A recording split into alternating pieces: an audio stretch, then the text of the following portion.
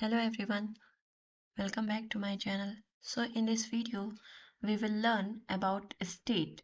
What is a state in React? So the state is a built-in React object that is used to contain data or information about the component. So जो भी हमारा component होता है उसमें कुछ ना कुछ डेटा इंफॉर्मेशन होता है जिसको हमें हम जावास्क्रिप्ट में कोई भी अपना इंफॉर्मेशन है, नंबर में है, स्ट्रिंग में है, तो हम एक वेरिएबल में स्टोर कर रहे थे। बट रिएक्ट में स्टेट जो होता है वो बिल्ट इन रिएक्ट ऑब्जेक्ट होता है जिसकी हेल्प से हम अपने इंफॉर्मेशंस को, जो भी कंपोनेंट के बारे में इंफॉर्मेशन है, उसको स्टोर करने का काम, उसको कंटेन करने का काम हम स्टेट ऑब्जेक्ट की हेल्प से करते हैं। तो जो कंपोनेंट्स का स्टेट होता है, अब मान लेते हैं कि पहले कोई ए वेरिएबल था जिसमें 10 वैल्यू थी, फिर बाद में 12 वैल्यू हो गई, तो ये जो वेरिएबल है उसकी वैल्यू चेंज हो रही है, ठीक है।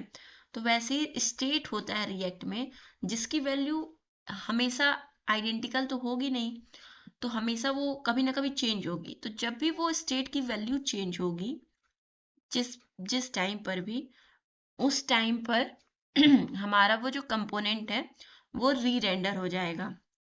जब भी वेरिएबल या फंक्शन कंपोनेंट के अंदर, जो भी हम वेरिएबल फंक्शन कंपोनेंट के अंदर डिफाइन करते हैं और उनके अंदर कोई चेंजेस किए जा रहे हैं, तो वो हमारे यूआई एलिमेंट कंपोनेंट में कोई चेंजेस लेकर नहीं आएगा, क्योंकि वो एक सिंपल सा वेरिएबल होगा। तो हम एक स्टेट डॉट जेएसएक्स बनाते हैं जिससे कि हम स्टेट का कॉन्सेप्ट क्यों आया वो समझेंगे। RFC, तो ये हमारा एक H1 टैग है जिसमें हम पढ़ेंगे state is built in React object. और यहाँ पर हम p टैग लेंगे जिसमें हम कर्ली ब्रेसेस का यूज करेंगे। उसके पहले हम जो है a इक्वल्स टू 10 करेंगे, और यहाँ पर हम जो है बटन की बटन लिख देते हैं, और बटन में डाल देते हैं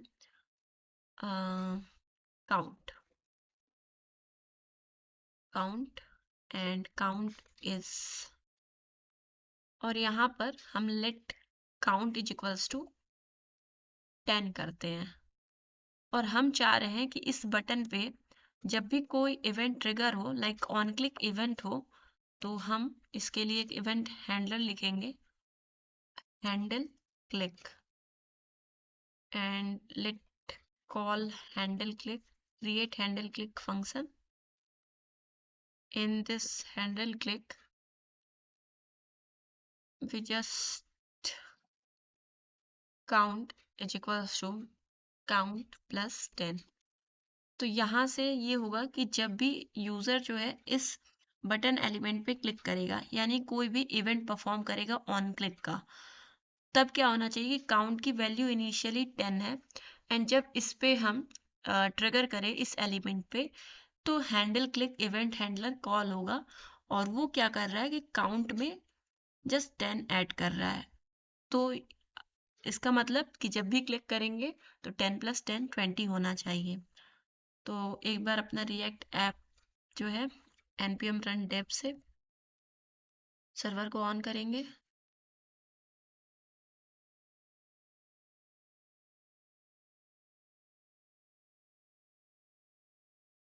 तो यहाँ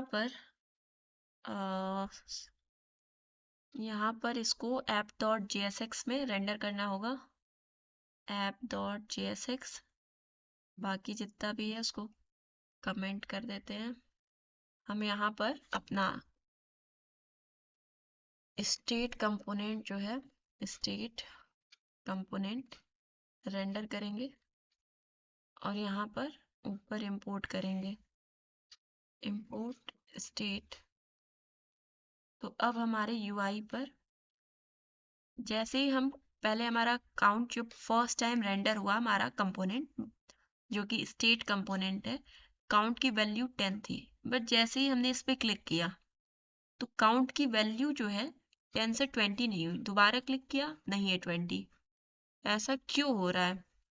अगर हम इसको कंसोल में लाइक स्टेट में जाए और जब भी यूजर हैंडल क्लिक मतलब ऑन क्लिक करें, उस एलिमेंट पे क्लिक करें, तो काउंट की वैल्यू हम जो है पहले प्रिंट करेंगे और फिर ऐड करेंगे, और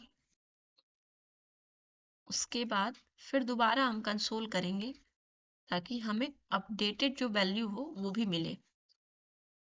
तो पहले काउंट की वैल्यू 10 प्रिंट होगी, फिर 20 प्रिंट होगी। तो ये हमारा अभी काउंट की वैल्यू 10 है और ये हमारा कंसोल है जिसको हमने क्लियर कर लिया। काउंट की वैल्यू 10 थी, ठीक है, फिर 20 हो गई, फिर 20 थी, फिर 30 हो गई, फिर 30 थी, 40 हो गई, 40 थी, 50 हो गई। तो कंसोल में तो इसकी वैल्यू दिखाई दे रही है, कंसोल डॉट लॉग करने से हमें वो वैल्यू दिखाई दे रही है। कंसोल में चेंज होगा लॉजिक के चलते, लेकिन डॉम के ऊपर कोई फर्क नहीं पड़ेगा।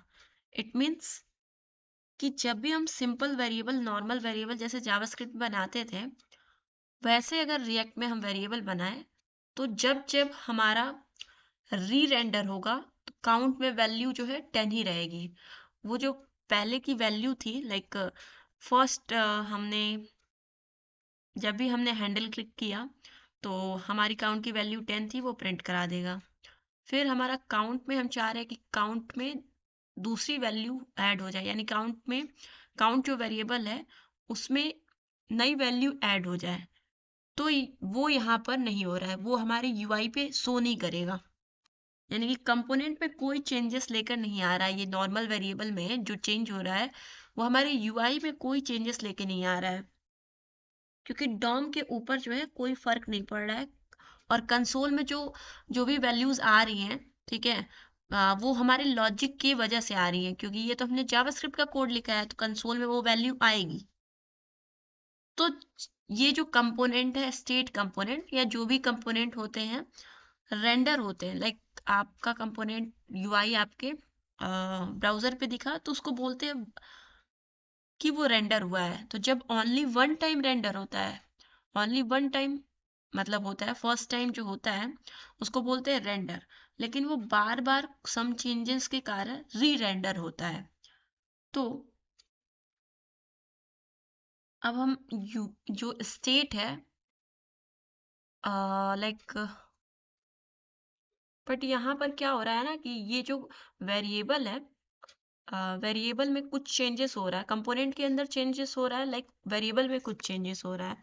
तो हम चाहते हैं कि हमारा पूरा का पूरा कंपोनेंट री रेंडर हो। कंपोनेंट के लिए हम स्टेट नाम का एक नया वेरिएबल उसको डिफाइन कर सकते हैं, और अगर इस स्टेट के अंदर कोई चेंज आ रहा हो तो हम कंपोनेंट का री रेंडर करवाएंगे ताकि जो अपडेटेड वैल्यू है वो यूआई पे दिखे। तो ये सारी चीजें जो हैं वो हम हुक की हेल्प से करते हैं, which is use state hook. तो अभी तो हमने पढ़ा कि स्टेट का मतलब क्या है। स्टेट का मतलब यही है कि स्टेट हमारा एक बिल्ट इन रिएक्ट ऑब्जेक्ट है, और जब भी उस स्टेट में कोई भी चेंजेस आए तो हमारा कंपोनेंट जो है वो री रेंडर हो जाए ताकि अपडेटेड वैल्यू हमारे यूआई में दिखे। तो अब हम नेक्स्ट वीडियो में हुक के बारे में बात करेंगे और उसके बाद जितने भी हुक हैं वो वन बाय वन हम पढ़ेंगे।